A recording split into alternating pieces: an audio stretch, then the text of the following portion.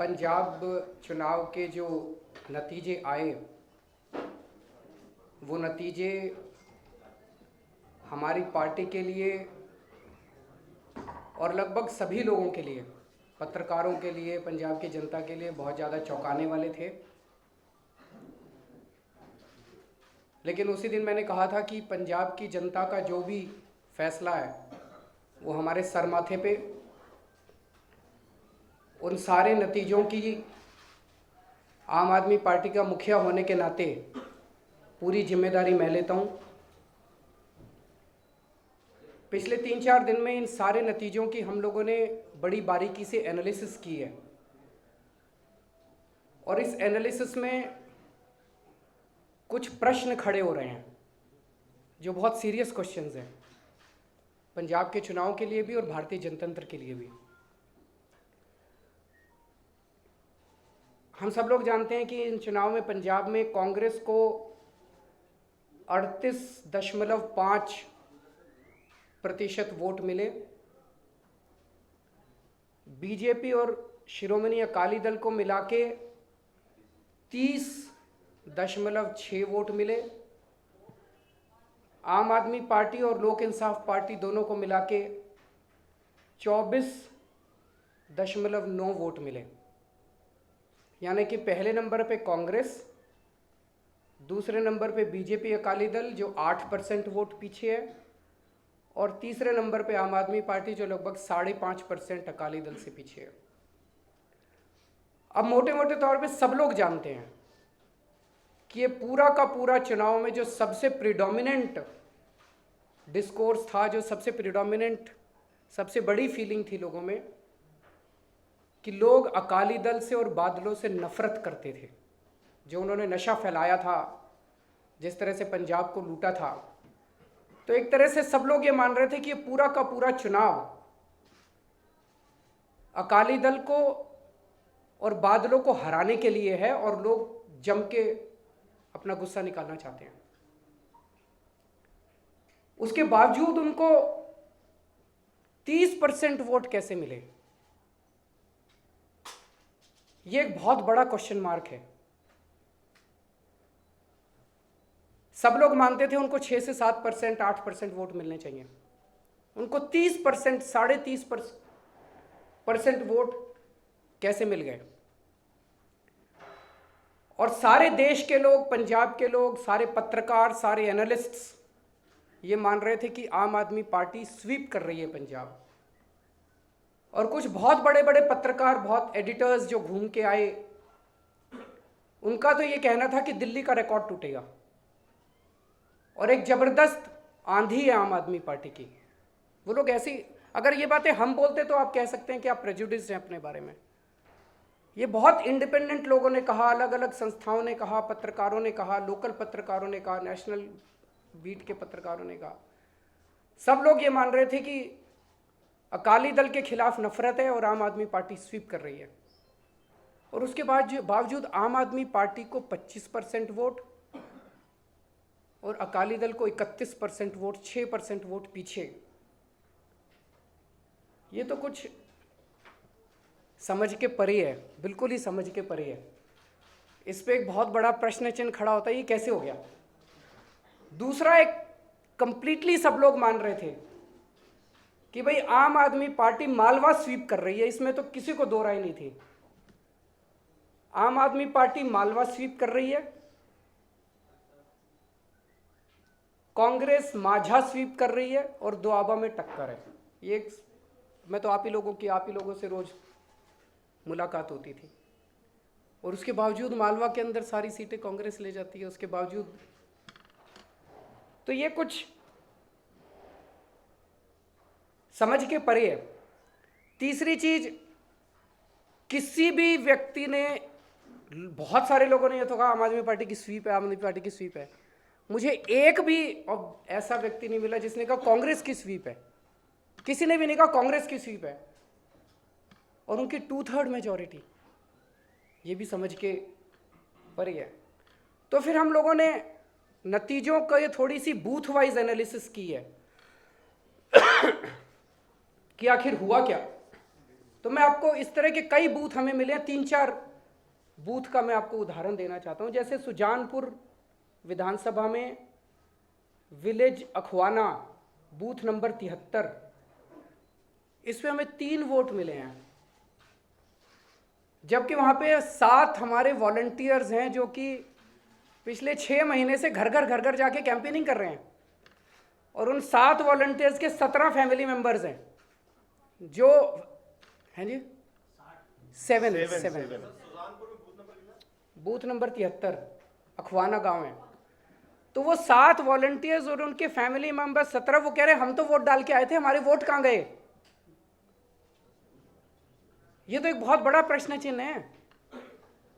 सुजानपुर में booth number 103 गांव गोसाईपुर, वहां में 2 वोट मिले हैं उस बूथ पे। हमारे 5 वॉलंटियर हैं, उनके 27 फैमिली मेंबर्स हैं जो कसम खा के एफिडेविट देने को तैयार हैं कि भाई हम तो वोट डाल के आए थे, हमारे 27 वोट कहां गए।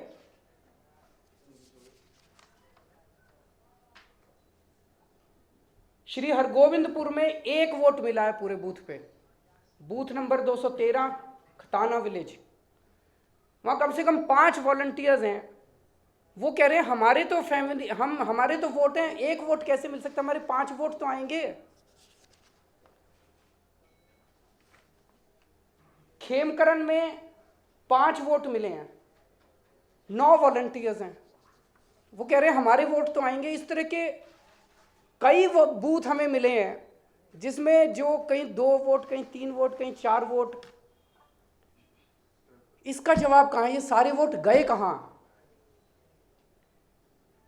एक मन में ये शक पैदा होता है, कई सारे लोगों का कहना है अकाली दल को और भाजपा के गठबंधन को मुश्किल से 5-6% वोट मिलना था। एक शक पैदा होता है कि कहीं ईवीएम के जरिए 20 से 25% वोट आम आदमी पार्टी का अकाली दल और भाजपा के गठबंधन को ट्रांसफर तो नहीं कर दिया गया है। अभी आप लोगों ने, मैंने कुछ टीवी चैनल्स पे और अखबारों में पढ़ा था, महाराष्ट्र में सिविक पोल्स हुए, वहां पे ईवीएम के ऊपर बड़ा प्रश्न चिन्ह खड़ा किया। एक इंडिपेंडेंट कैंडिडेट है, उसका क्या नाम है आप लोग जानते हैं श्रीकांत एक इंडिपेंडेंट कैंडिडेट है, उसको 0 वोट मिले हैं, और वो बेचारा चिल्ला के कह रहा है कि मैंने अपना वोट दिया था, मेरी बीवी ने वोट दिया था, मेरे घर वालों ने वोट दिया था, वो वोट कहां गए। चलो मान लो मेरी बीवी ने भी वोट नहीं दिया, मैंने तो अपने आप को वोट डाला था, वो वोट कहां गया। उत्तर प्रदेश के चुनाव अभी हुए, उसके अंदर बहुत सारे इस किस्म के मसले निकल के आ रहे हैं, जिसके अंदर बहुत सारे प्रश्न चिन्ह खड़े हो रहे हैं ईवीएम मशीनों के ऊपर। तो लोगों का ईवीएम मशीनों पर से विश्वास पूरी तरह से डगमगा गया है कि कुछ ना कुछ तो गड़बड़ है, और बहुत बड़ी गड़बड़ है। इलेक्शन कमीशन की जिम्मेदारी है लोगों का पूरे प्रोसेस पे और मशीनों के ऊपर विश्वास बना रहे, इसको कायम करने की। यह इलेक्शन कमीशन की जिम्मेदारी है। इसको you can't brush it under the carpet, आप इसको दरकिनार नहीं कर सकते। अगर लोगों का चुनाव के ऊपर से भरोसा मिट गया तो जनतंत्र ही नहीं बचेगा। अगर ईवीएम्स के अंदर गड़बड़ हो सकती है तो फिर तो चुनाव को कोई मतलब ही नहीं है। फिर तो जो लोग भी ईवीएम में गड़बड़ कर रहे हैं वो लोग तय कर लेंगे भी कांग्रेस को इतनी देनी है, इसको इतनी देनी है, और अपने आप को जिता लेते हैं। फिर तो कुछ बचेगा ही नहीं। हम ये मानते हैं पंजाब के चुनाव हो गए, ये सारे चुनाव हो गए, अब इन चुनावों को रद्द करना लगभग नामुमकिन है, कानूनी तौर पे भी रद्द करना नामुमकिन है। हमारा मकसद भविष्य है कि भविष्य के अंदर लोगों का इस पूरी चुनावी व्यवस्था के अंदर विश्वास बना रहे। तो एक मांग हम करते हैं, पंजाब के अंदर 32 विधानसभाओं में वीवीपैट मशीनें लगी थी। वीवीपैट मतलब जब आप बटन दबाते हैं वहां जाके और वोट डालते हैं तो उसके बगल में एक प्रिंटर होता है। तो जिसको भी आप, मान लीजिए आपने झाड़ू को वोट डाला तो प्रिंटर से एक स्लिप निकलती है, उस स्लिप पे भी झाड़ू बनी होती है। तो आप वो स्लिप 3 सेकंड के लिए, 4 सेकंड के लिए आती है, आप देख लीजिए भाई वही जो वोट डाला वही है, और फिर वो स्लिप नीचे गिर जाती है। उन सारी स्लिपों को इलेक्शन कमीशन संभाल के रखता है। ये सुप्रीम कोर्ट ने कहा था कि ये सारे विधानसभाओं के अंदर ये लागू किया जाए, चुनाव में सब जगह लागू किया जाए।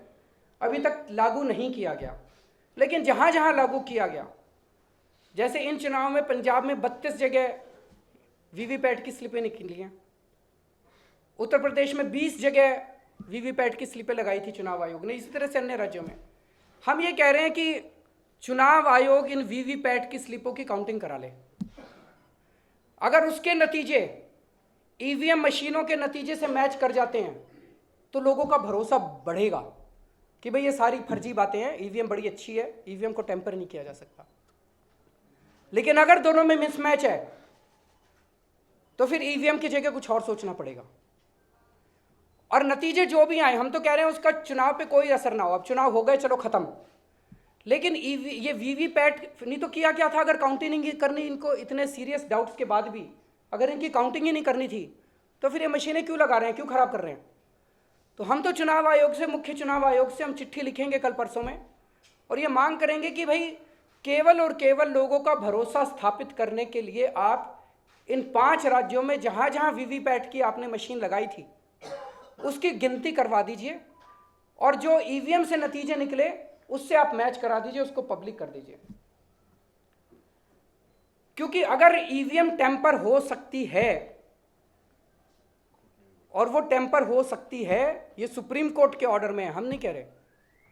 अब ये कहना नहीं टेम्पर प्रूफ है, टेम्पर प्रूफ है, टेम्पर प्रूफ है, हम कैसे माने? सुप्रीम कोर्ट के ऑर्डर में सुब्रमण्यम स्वामी के केस में लिखा है सुप्रीम कोर्ट ने, EVMs are vulnerable and prone to tampering. तो जब सुप्रीम कोर्ट कह रहा है तो इसका मतलब हो सकती है। सुप्रीम कोर्ट से बड़ी चीज कौन है? तो अगर ईवीएम टेम्पर हो सकती है तो फिर तो जनतंत्र ही नहीं बचता, फिर तो भारतीय जनतंत्र खत्म है, संविधान खत्म है। फिर तो ईवीएम टेम्पर कराएगी जो भी रूलिंग पार्टी है, और अपने डिसाइड कर लेगी किसको जिताना है। मेरे को पता है कि ये सारा जो आज मैं बोल रहा हूँ आप सब लोग मेरा मजाक उड़ाने वाले हो। अब टीवी पे चलेगा ईवीएम का बहाना, हैशटैग, तो आप सब लोग मेरा मजाक उड़ाने वाले हो। मैं 1 मिनट पूरा कर लेता हूँ। मेरा केवल ये कहना है कि जो मुद्दे मैंने उठाए हैं वो मुद्दे तथ्यों के आधार पे हैं, और ये सीरियस क्वेश्चंस हैं, ये सबूत के आधार पे प्राइमा फेसी स्ट्रॉन्ग एविडेंस है। इन क्वेश्चंस के जवाब ढूंढना पूरे देश के लिए जरूरी है। जो भी नतीजे आए उनके कई सारे हमारे अंदरूनी कारण भी होंगे, उसको भी हमने आइडेंटिफाई किया है, उनके ऊपर ही काम करेंगे। लेकिन जब तक वो कहते हैं ना, अनलेस यू, वो जब तक उसको जो असली कारण है, जब तक इनके सवाल के जवाब नहीं मिलेंगे तब तक उसकी समीक्षा असंभव होगी। कई कंट्रीज ने, आप लोग जानते हैं कि ईवीएम को बैन कर दिया है। वेस्टर्न कंट्रीज ने, अमेरिका ने, नीदरलैंड्स ने, कई सारे कंट्रीज ने ईवीएम को बैन कर दिया। और वो लोग ऐसे, जर्मनी के सुप्रीम कोर्ट ने ऑर्डर दिया है कि ईवीएम बैन किया जाए। क्यों किया उन लोगों ने? क्योंकि उनको भी लग रहा है ईवीएम से टेम्परिंग होती है। तो अगर वो इतने टेक्नोलॉजिकली एडवांस्ड देश ईवीएम को बैन कर रहे हैं तो हमें भी इसके ऊपर अगर प्रश्न उठे हैं तो इसका जवाब तो ईमानदारी से ढूंढना चाहिए। और 2014 के पहले तक भारतीय जनता पार्टी खुद ईवीएम का विरोध करती थी। आडवाणी जी, सुब्रमण्यम स्वामी, इन लोगों ने खुद इसका ईवीएम का विरोध किया था। खुद सुप्रीम कोर्ट गए थे सुब्रमण्यम स्वामी साहब, आडवाणी जी ने खुद उसका विरोध किया था। और अब चूंकि सत्ता में आ गए तो कह रही है ईवीएम बड़ी अच्छी है, ईवीएम टेम्पर प्रूफ है। पहले ईवीएम टेम्पर हो सकती थी, अब ईवीएम टेम्पर प्रूफ है। तो हमारी यही मांग है कि अगर लोगों के मन में ये सीरियस क्वेश्चन उठे हैं, जितने भी सारे मामले शंका के रूप में, उत्तर प्रदेश से कई सारे मामले सामने आए हैं, उन सब की कम से कम जांच हो। अगर जांच में पाया जाता है कि ईवीएम के नतीजे मैच नहीं कर रहे तो फिर मुझे लगता है कि इसके ऊपर एक कार्रवाई होनी चाहिए।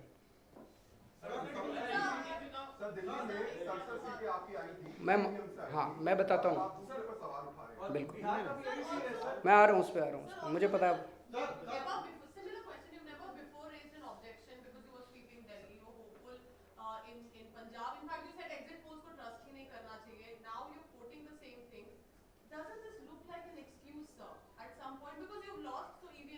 मैं इसलिए बोल रहा हूँ, दिल्ली में 67 सीट आई थी हमारी, बिहार के बाद, उसके बाद बिहार का चुनाव नीतीश जी और लालू जी का गठबंधन जीता था। जो लोग ईवीएम की टेम्परिंग कर रहे हैं, तो टेम्पर हम तो करते नहीं हैं, हमारे पास तो मशीनरी है नहीं। अगर हमारे पास सारी स्टेट की मशीनरी होती तो आप कह सकते थे भाई आप लोगों ने दिल्ली का चुनाव टेम्पर करके जीत लिया। तो टेम्परिंग हम तो करते नहीं है, तो उसमें टेम्पर तो नहीं हुआ। जो लोग टेम्परिंग करते हैं, इस बात का जवाब वो लोग दे सकते हैं कि उन्होंने बिहार में और दिल्ली में टेम्परिंग क्यों नहीं की थी। लेकिन मेरे मन में एक दो रीजंस आते हैं कि उन्होंने शायद क्यों नहीं की होगी। वो कारण हो ना हो मुझे नहीं पता। एक कारण तो ये कि दिल्ली और बिहार के अंदर वो लोग पूरी तरह से कॉन्फिडेंट थे कि बीजेपी जीत रही है।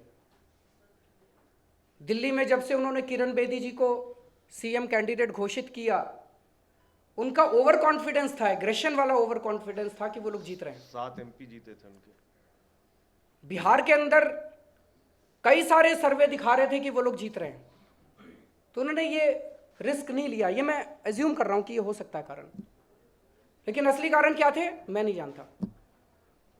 दूसरा, वो सेलेक्टिवली, अगर ईवीएम टेम्पर हो सकता है तो मैंने इसको वो कहा, क्वेश्चन मार्क लगाया है जनता के सामने। अगर ये वीवीपैट का और ये नतीजा आएगा तो पता चलेगा ईवीएम टेम्पर हो सकता है कि नहीं हो सकता।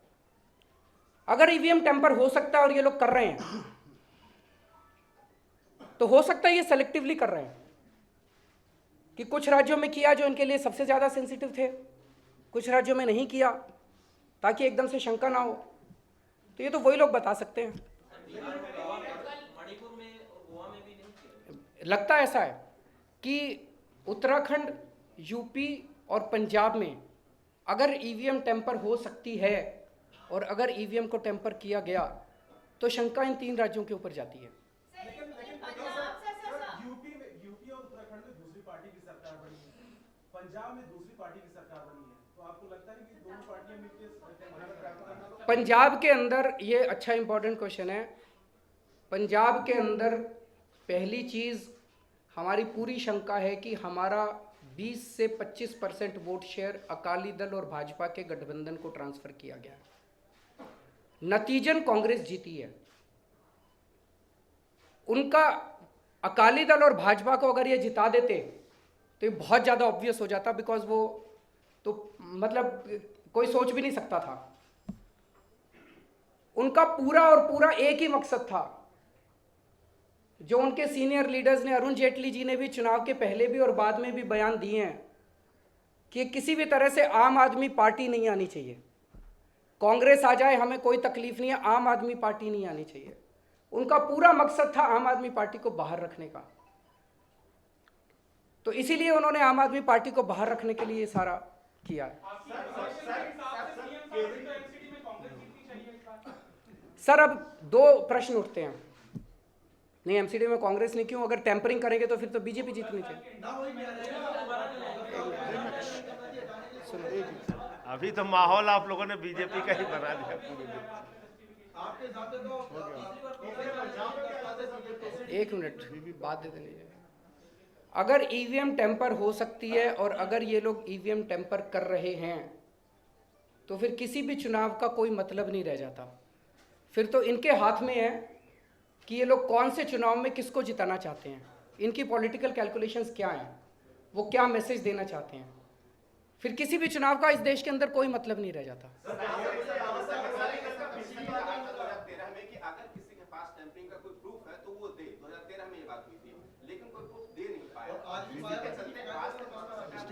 सर, इसमें एक मिनट, इसमें बीमारी है, उसके सिम्टम्स हैं।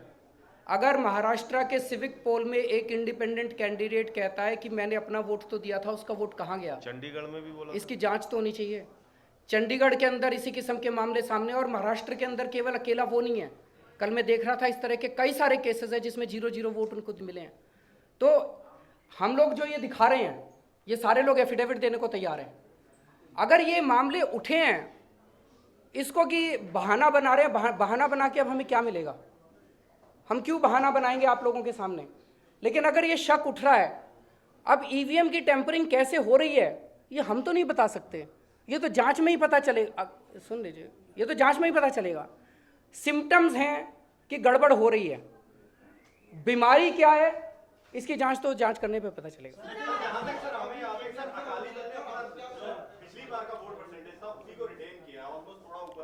पर रिटेन नहीं कर सकते थे। सारे सब लोग जानते थे कि अकालियों के खिलाफ नफरत है बहुत जबरदस्त। आप सब सर वो सारा हमने पता किया था, कोई डेरा फैक्टर नहीं था, कुछ नहीं था। अब उसको दो तरीके से इसको जस्टिफाई किया जा सकता है। एक मिनट, एक तो जो नतीजे आए उसको जस्टिफाई किया जाए, और दूसरा जो ये सिम्टम्स हैं उन सिम्टम्स को देख के अगर हम तह तक पहुंचते हैं, अगर तह तक पहुंचते हैं, पता चलता है वीवीपैट के नतीजे और ईवीएम के नतीजे ठीक हैं, बहुत अच्छी बात है, हमें भी शक नहीं रहेगा, सबको शक नहीं रहेगा। लेकिन अगर सबके मन में आज शक पैदा होता है, शक दूर तो होना चाहिए ना।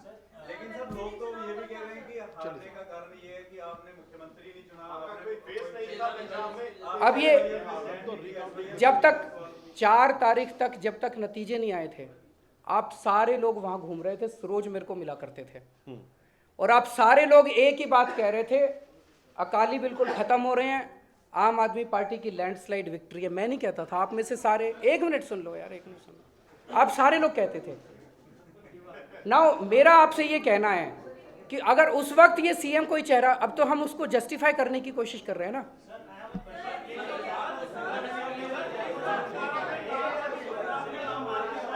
प्रतिमा बताइए।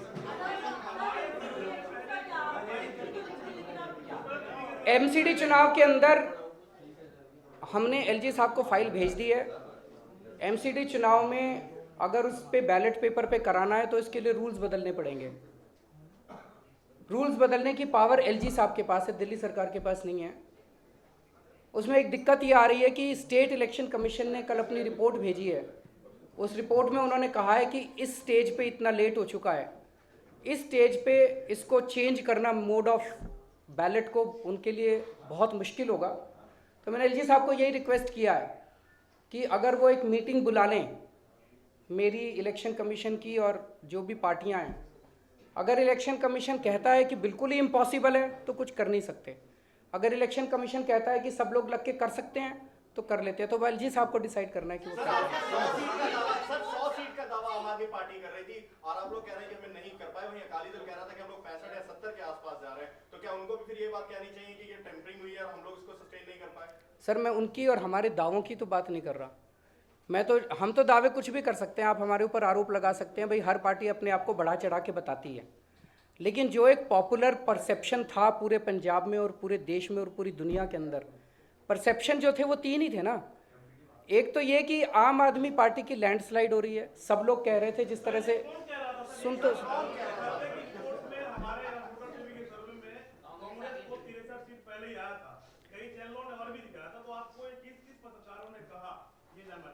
सर आपके डॉक्टर प्रणव राय ने कहा, शेखर गुप्ता जी ने ट्वीट किया, शेखर गुप्ता जी ने लिखा कि लोग कह रहे हैं माझा में ये लोग कमज़ोर हैं, और मैं 3 दिन से माझा में घूम रहा हूँ, मेरे को तो माझा में भी वही वेव दिखाई दे रही है जो मालवा में दिखाई दे रही है।